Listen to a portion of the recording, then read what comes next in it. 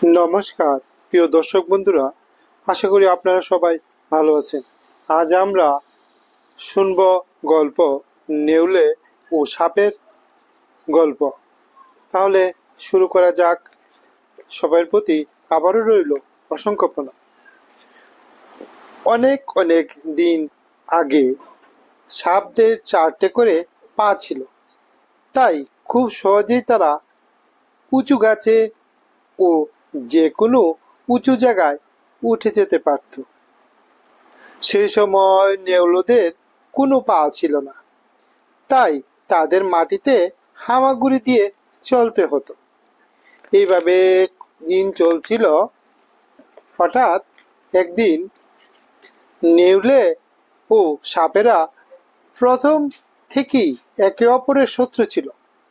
সেই শত্রুতার ফলে তারা একে অপরের প্রায়শই মুখোমুখি দেখা হলে লড়াই করত। এইভাবে লড়াই চলতে লাগলো। তারপর নেউলে জাতি সমস্যার সমাধান করতে একদিন সাপদের রাজাদের সাথে সব সাপদের এক বৈঠকে ডাকলো। সাপেরা সবাই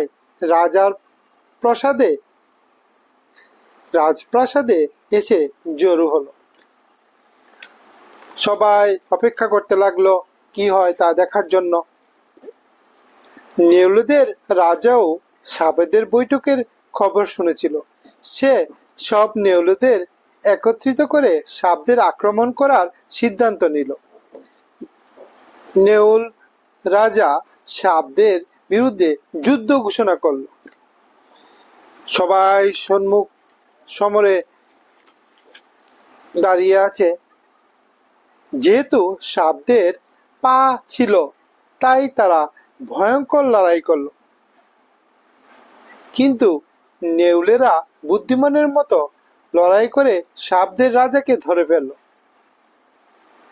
নেউলেদের রাজা সাপদের রাজাকে বলল, আমরা সমস্ত সাপকে মেরে ফেলতে চলছি, তুমি তোমার শেষ ইচ্ছা আমাদের বলো।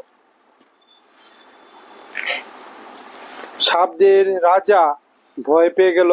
সে বলল, দয়া করে আমাদের মেরে ফেলো না, এসো আমরা একটা সমঝোতা করি। তোমরা যদি আমাদের ছেড়ে দাও তাহলে আমাদের পাগুলি তোমাদের দিয়ে দেব।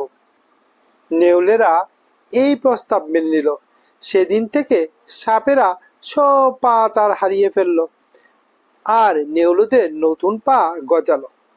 কিন্তু নেউলে ও সাপের চিরশত্রুতা আজও বজায় রয়েছে। তাহলে গল্পটি এখানেই শেষ হলো। গল্পটি কেমন লাগলো?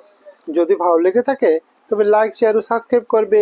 পরবর্তী গল্পে আবার দেখা হবে। সবাই খুব ভালো থাকবে।